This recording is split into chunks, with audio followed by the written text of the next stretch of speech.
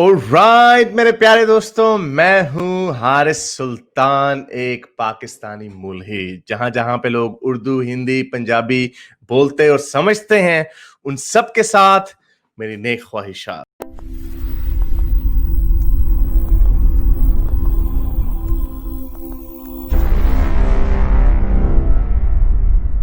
Sceptic sceptic से बात करते हैं। जी हारिस भाई, आ रही है आवाज? जी जी सर। हम थोड़ा चेंज कर लिया मैंने।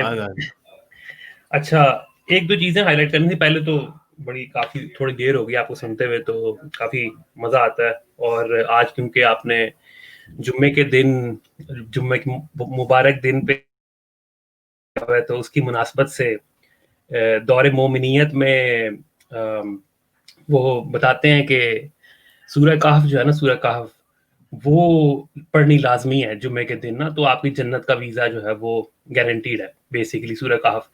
अच्छा, आप सूरह कहफ के पीछे ना बड़ी इंटरेस्टिंग स्टोरी है। सूरह कहफ जो है ना, वो अगर आप उसको पढ़े ना, तो उसके अंदर मेरे ख्याल से one of the most controversial Suraaj in the Quran.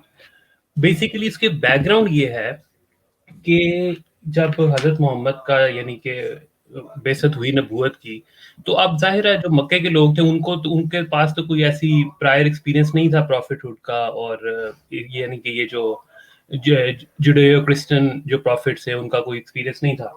तो उन्हें पता था कि ये मदीना वाली साइड पे, या यथरब जिसको जब कहते थे, उस साइड पे कुछ लोग हैं जो ज्यूज हैं जिनको आइडिया है। तो वो उन्होंने क्या किया, उन्होंने एक दो बंदे भेजे कि यार इनसे जरा टेस्टिंग कराई जाए कि प्रॉफिटहुड की टेस्टिंग क्या, टेस्टर क्या होना चाहिए। तो उन्होंने ना दो तीन चीजें उनको बताई कि भाई जिसने भी ये दावा किया ना, उनसे जाके जरा ये पूछो। वो दो तीन सवाल थे, वो तीन सवाल थे एक्चुअली। तीन सवाल थे, वो भी मैं भाई उसका जिक्र कर रहा था अभी। वो एक लड़का आया हुआ था। हाँ, उसमें इंटरेस्टिंग बात ये है कि वो जब वापस आए ना, तो उन्होंने पूछे। उसके बाद हजरत मोहम्मद ने कह दिया कि ये मैं ना कल बताऊंगा। अच्छा, अब कल बताया 3 दिन थे मेरा ख्याल। कल था अगला दिन थे, 3 दिन थे। नहीं, उन्होंने मेरे ख्याल से कल का ही कहा था। अच्छा, उन्होंने कल का कहा, उसमें ये कहा उनकी उनकी लेकिन रिसर्च। उन्होंने इंशाल्लाह नहीं बोला। हाँ, तो उनकी रिसर्च खराब हो गई। जिब्राइल साहब ने तो माइंड कर लिया, वो तो फिर आए नहीं कितने दिन। और अल्लाह ने, अब आप ये देखें, अल्लाह अपने प्रॉफिट को एम्बैरस करा रहा है बाकी लोगों के सामने, सिर्फ इसलिए कि प्रॉफिट ने जो है वो इंशाल्लाह नहीं बोला। ओ भाई, आप उसको बाद में बता देना कि आपको इंशाल्लाह बोलना चाहिए। आप ज्यादा मजे की बात ये है, उससे ज्यादा मजे की बात ये है कि जब रसूल अल्लाह ने शिकवा किया ना, जाहिर बात है गूगल इंटरनेट डाउन था, उनका दोस्त को किसी से उससे पूछ एनु मिल ओनू मिल। तो जब उन्होंने रसूल अल्लाह ने कहा, यार देखो तुमने तो मेरी बेइज्जती करवा दी, मैं पता नहीं 3 दिन बाद आया। अच्छा, बंदा पूछे 3 दिन बाद भी क्यों आया? अगर इंशाल्लाह नहीं कहा तो इंशाल्लाह ना कहने का मतलब ये कि आपका काम 3 दिनों बाद होगा? नहीं, क्योंकि 3 बार ये मेरे जहन से निकल गया। उस लड़के को बताता है वो पॉइंट। मजे की बात ये है कि जब रसूल अल्लाह ने पूछा कि भाई आप क्यों नहीं आए, तो उसने बताया, जिब्राइल ने आगे से बताया कि तुमने इंशाल्लाह नहीं कहा।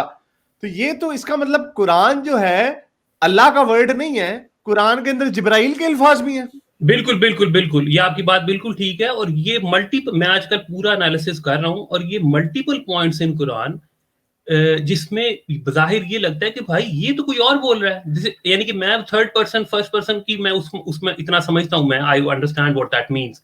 But there are several instances जिसमें साफ पता चलता है कि भाई ये तो कोई और ही बोल रहा है। वो मैंने पॉइंट्स नोट किए, मैं फिर किसी दिन आऊंगा तो आपको उसकी डिटेल दूंगा। अभी के लिए ये सूरह, अच्छा मैं सूरह कहफ पे वापस आऊंगा। उस पे ना मजे की बात एक दो और हैं। एक यूट्यूब पे बंदा था, उसने अभी तो वीडियोस नहीं बना रहा है, लेकिन उसका नाम है द मास्क अरब। उसने इस सूरत पे इतना, मैं कहता हूँ, कमाल, यानी कि एनालिसिस पे, वो खुद भी अरब है बेसिकली, इराकी अरब है। तो उसने अरबी में भी वीडियो की हुई है और उसने इंग्लिश में भी की हुई है। तो वो उसने सारा एक्सप्लेन किया हुआ है कि वो जो कहते हैं ना कि जी वजदा का मतलब है, उसको जुल्करनैन को ऐसा लगा।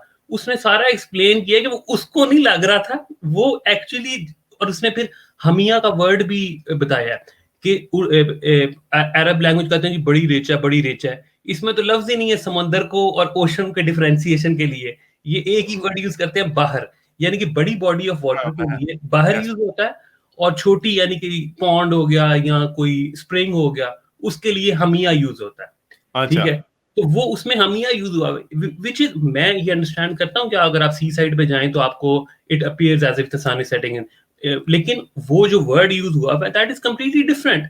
और फिर उसमें उसी जुल्करनैन की स्टोरी में फिर वो जाता है उस जगह पर जहां पर सूरज निकल रहा है, ठीक है जी। अच्छा, अब मजे की बात उसमें ये है कि उसमें फिर अल्लाह ये कहता है कि और अल्लाह ने कोई उनको प्रोटेक्शन की कोई ओट नहीं बनाई, यानी उनके लिए कोई प्रोटेक्शन नहीं बनाई। इम्प्लाइंग, बेसिकली इम्प्लाई ये हो रहा है कि वहां पे बहुत सख्त गर्मी है, और क्योंकि प्रॉक्सिमिटी है सूरज के साथ, एग्जैक्टली अगर आप उस जगह को पहुंच जाएंगे तो आपकी प्रॉक्सिमिटी बढ़ जाएगी।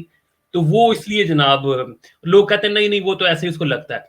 अच्छा चले, ये तो जुल्करनैन का वाकया होगा। अब एक और इंटरेस्टिंग चीज है, उससे आगे जाने से पहले तो जो सही हदीस जो है वो तो हाँ हदीस, बिल्कुल बिल्कुल, हदीस में तो उसने रसूल अल्लाह से पूछा एक दिन, हाँ बिल्कुल, होते हुए जा रहे थे, ऊंट पे बैठे हुए जा रहे थे, उन्होंने कहा रसूल अल्लाह ये रात को सूरज किधर जाता है? तो रसूल अल्लाह ने कहा यार क्या जवाब दूं? तो रसूल अल्लाह ने कहा कि भाई वो रात को इबादत करने निकल जाता है अल्लाह के थ्रोन के नीचे। अल्लाह के और इसी हदीस से आगे ये चीज निकलती है, एक और हदीस में फिर इस तरह आता है कि फिर जब क़यामत बर्पा होनी है तो अल्लाह उसको ऑर्डर देगा कि जहां से आया वहीं से निकल जा, जैसे हम पंजाबी में गालियां नहीं देते तो वो अल्लाह ने, तो इसलिए वो जो कहते हैं ना कि जी सूरज ने निकलना है वेस्ट से, तो बेसिकली वो उसको हुक्म होना है कि जिथों आए हैं वो थे ही बढ़ जाए वापस। वो जिस तरह तारिक टैडी बड़ा गंदी जुगते मारता होता था, वो कहता सिर बड़ा चोपड़े है वापस चलना। बिल्कुल बिल्कुल ऐसा ही है। बहुत शुक्रिया सर, एक दो मिनट, सिर्फ एक दो मिनट, मैं ना ये सूरह कहफ का बड़ा मजे की, अच्छा इसमें ये तो होगा जुल्करनैन का। उसके बाद मैं आना चाहता हूँ, उसमें एक और वाकया है। उन्होंने पूछा था कि जी वो जो असहाबे काफ है ना, जिसके नाम पे सूरत भी है, उनकी स्टोरी बताओ। अच्छा, मजे की बात ये, उन्होंने क्वेश्चन पूछा, लेकिन आप अल्लाह मियां के आंसर चेक करें। उसमें अल्लाह मियां आंसर कर रहा है, कुछ लोग कहते हैं वो इतने थे, कुछ लोग कहते हैं वो यानी कि 300 साल सोए, और नहीं वो 4 थे और 5वां उनका कुत्ता था, 6 थे और 7वां उनका कुत्ता था, इस तरह। और फिर अल्लाह मियां एंड में कंक्लूड इस तरह करता है, ये अल्लाह ही बेहतर जानता है कि वो कितने थे। यानी कि इंस्टेड ऑफ आंसरिंग, ये लोग कहते हैं जी कुरान फुरकान है। ओ भाई, अल्लाह मियां ने सारी पॉसिबिलिटीज बीच में डाल दी और फिर आंसर भी नहीं दिया।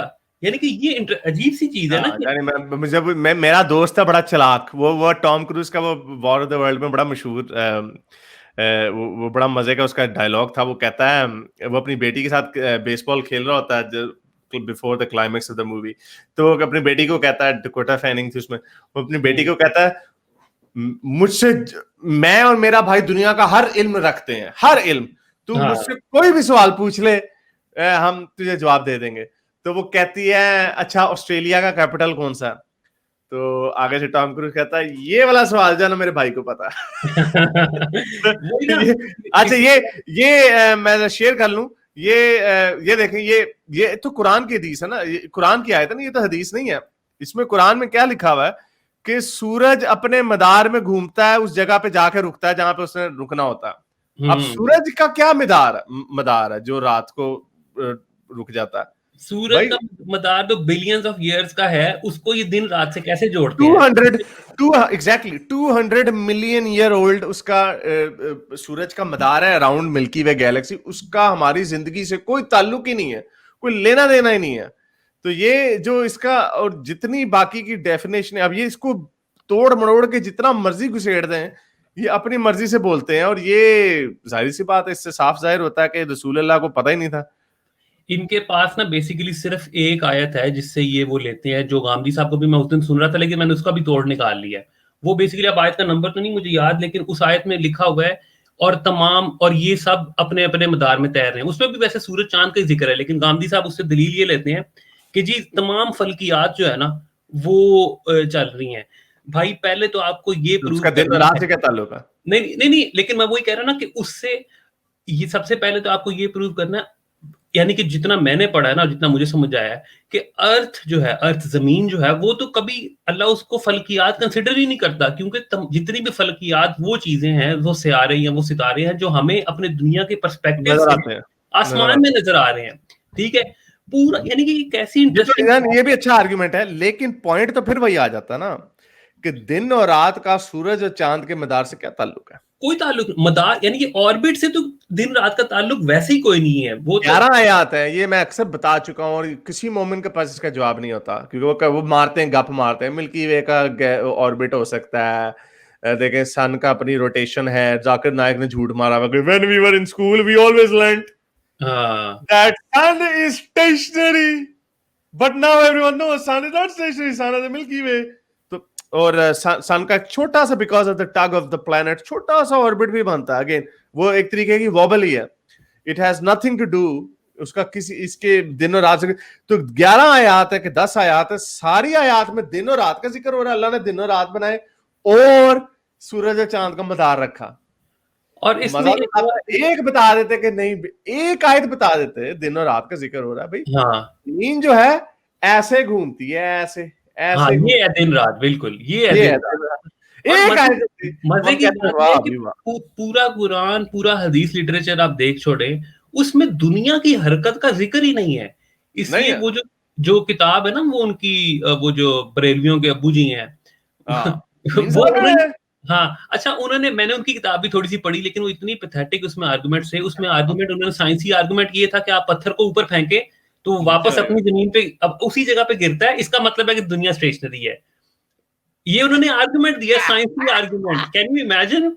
ये तो वो आर्गुमेंट हो गया। ये अब साइंसदान है ना, अब क्या कर रहे हैं? हाँ, ये उन्होंने बेसिकली उन्होंने 2 किताबें लिखी थी। एक उन्होंने दलील दिए हैं कुरान और हदीस से, दूसरी क्योंकि उनको चैलेंज हो गया कि भाई साइंस तो ये कहती है, तो उन्होंने फिर साइंस वाली किताब भी लिखी थी जिसमें साइंसी दलाइल इस तरह के 2 परिंदे पढ़नी चाहिए सर। ह्यूमन बीइंग को कहूंगा ढूंढ के मुझे भेजिए। चलें सर, बहुत लंबी हो गई। चलें सर, बहुत शुक्रिया, थैंक यू। मेरे इस नेक काम को जारी रखने के लिए मुझे पेपैल या पेट्रियन पे जरूर सपोर्ट कीजिए ताकि मैं अपना पैगाम ज्यादा से ज्यादा लोगों तक पहुंचा सकूं।